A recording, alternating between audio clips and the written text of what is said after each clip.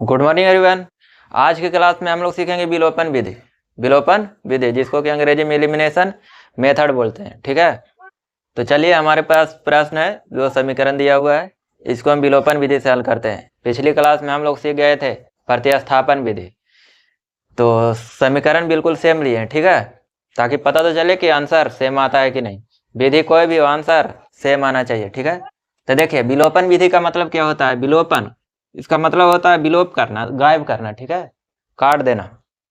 तो दोनों चर में से किसी एक चर को काट देना, गायब कर देना, विलोप कर देना। ठीक है, तो चलिए हम आप आज काटना सीखेंगे कि काटते किसे। तो सबसे पहले जिसको भी काटना चाहते हैं उसको सेम करेंगे। ठीक है, अगर बाई वालों को काटना चाहते हैं बाई वाले को सेम करेंगे। एक्स को अगर काटना चाहते हैं तो एक्स वाले को सेम करेंगे। ठीक है, तो सबसे पहले देखिए हम बाई को काटना चाहते हैं। ठीक है, तो यहाँ पे ऑलरेडी सेम है, ये भी बाई है, ये भी बाई। अगर ये 2 बाई रहता तो इसको 2 बाई बनाते, 3 बाई रहता तो इसको 3 बाई बनाते। ठीक है, गुना या भाग करके जैसे भी बने। तो चलिए यहाँ ऑलरेडी सेम है, तो इसमें सिर्फ जोड़ने या घटाने पर ही कट जाएगा। तो चलिए जोड़ेंगे कि घटाएंगे, ये प्लस है माइनस है, क्या हो जाएगा, खत्म हो जाएगा, घट जाएगा। तो इसको जोड़ देंगे तो घट जाएगा। ठीक है, तो समीकरण 1 और 2 को जोड़ने पे क्या करेंगे, समीकरण 1 और 2 को जोड़ने पर, समीकरण 1 और 2 को जोड़ने पर, 2 को जोड़ने पर, तो समीकरण 1 और 2 को जोड़ने पर क्या हो जाएगा। देखिए एक्स प्लस वाई बराबर 14 है, एक्स माइनस वाई बराबर 4 है। ठीक है, दोनों को जोड़ेंगे तो क्या हो जाएगा, बाई बाई खत्म, प्लस माइनस खत्म, एक्स एक्स तो 2x हो जाएगा जोड़ेंगे तो 2x बराबर 14 4 कितना 18, यहाँ x बराबर 18/2। एक गुना में है तो किस में जाएगा, भागा में। अब 2 से काट दीजिए, 2 नमा 18, इसीलिए x बराबर 9। x बराबर कितना आ गया, 9। जब हमारा x का मान आ गया तो हम किसी समीकरण में भी इसका मान रख के y का मान निकाल सकते हैं आसानी से। तो चलिए समीकरण 1 में रख देते हैं। तो समीकरण 1 में x का मान रखने पर, x का मान रखने पर, तो समीकरण 1 में समीकरण क्या है, x प्लस वाई बराबर 14। तो सबसे पहले x प्लस वाई बराबर 14 लिख देंगे। ठीक है, अब उसके बाद क्या करेंगे, x का मान रख देंगे उसमें। तो x का मान कितना 9 है, तो x से जहाँ पर 9, जहाँ जहाँ x है वहाँ पे 9 रख दें। तो 9 प्लस वाई बराबर 14। अब देखिए एक 4 में बदल गए, तो अब y का मान निकाल लेंगे आसानी से। तो इधर y का मान निकालेंगे तो 9 को उधर भेजेंगे, तो हो जाएगा 14 माइनस 9। ये प्लस में तो उधर जाएगा तो किस में, माइनस में बदल जाएगा, इसीलिए हो जाएगा y बराबर 14 में से 9 को घटाएंगे तो कितना बचेगा 5। तो x का मान 9 आ गया, y का मान 5। जब हम प्रतिस्थापन विधि से बनाए थे वहाँ भी x का मान 9 और y का मान 5, यहाँ भी सेम आया। ठीक है, तो इससे पता चलता है कि आंसर सही है और विधि भी सही है, विलोपन विधि। तो हो गया x का मान 9, y का मान 5, यही हमारा आंसर हो गया।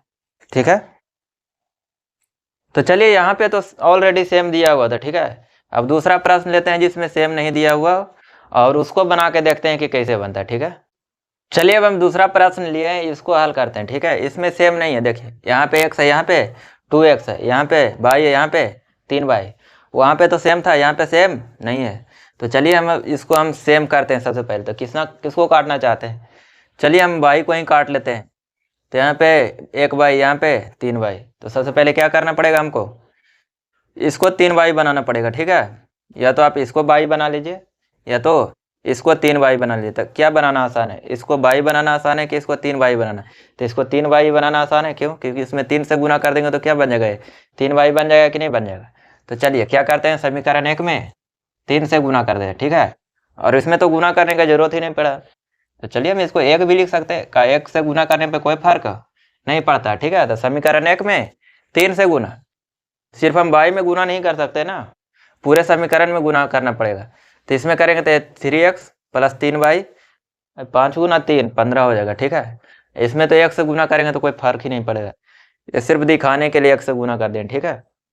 तो समीकरण 1 में 3 से गुना, समीकरण 2 में 1 से गुना। कैसे गुना किए पता चला? क्यों? क्योंकि इसको सेम करना है, ठीक है। सेम करेंगे तभी तो कटेगा ना।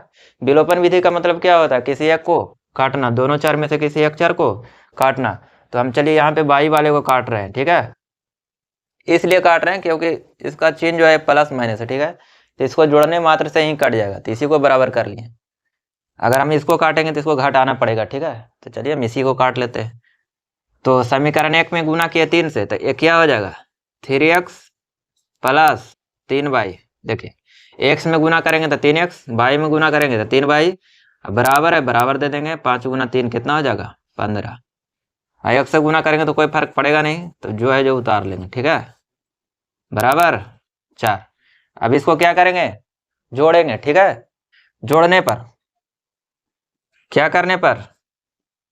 जोड़ने पर, ठीक है। तो जोड़ने पर इसको क्या हो जाएगा, ठीक है। ये दोनों कट जाएगा, प्लस माइनस घट जाएगा, तो ये दोनों कट गया, ठीक है। अब ये दोनों को जोड़ लेंगे, तब 3x 2x कितना हो जाएगा? 5x, बराबर है, बराबर दे देंगे।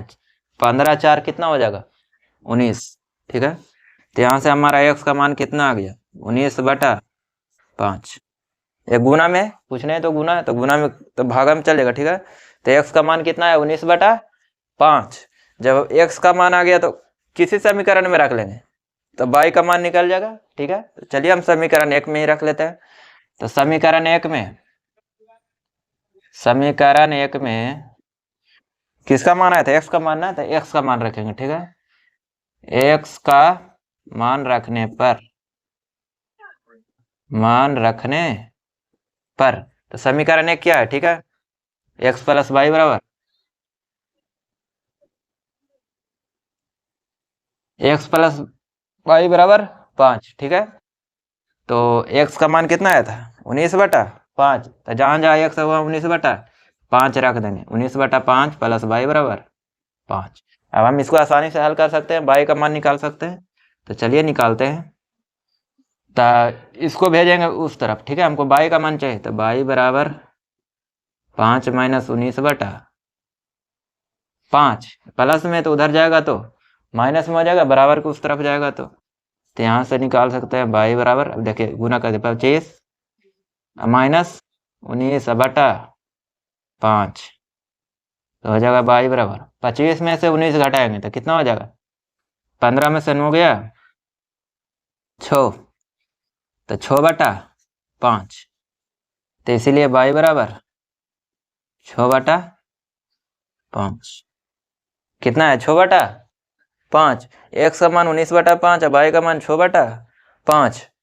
तो यहाँ पे हम लिख लेंगे x बराबर 19/5 और y का मान 6/5। यही हमारा आंसर हो। इस सही की गलत कैसे पता चलेगा?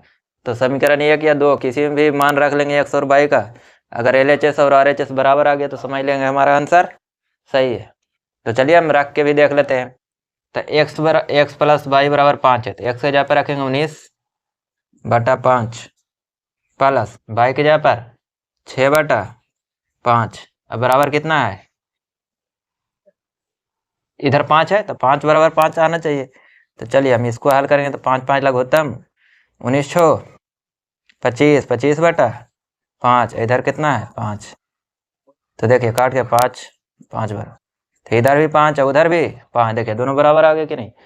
तो यहाँ से हम कह सकते हैं कि हमारा आंसर सही है, ठीक है। तो उम्मीद करते हैं कि आपको समझ में आया होगा। अगर समझ में आया तो हमें कमेंट में लिख के बताइए। आज के लिए इतना ही, चलिए मिलते हैं नेक्स्ट क्लास में एक नए कॉन्सेप्ट के साथ। Wish you all the best, thank you so much.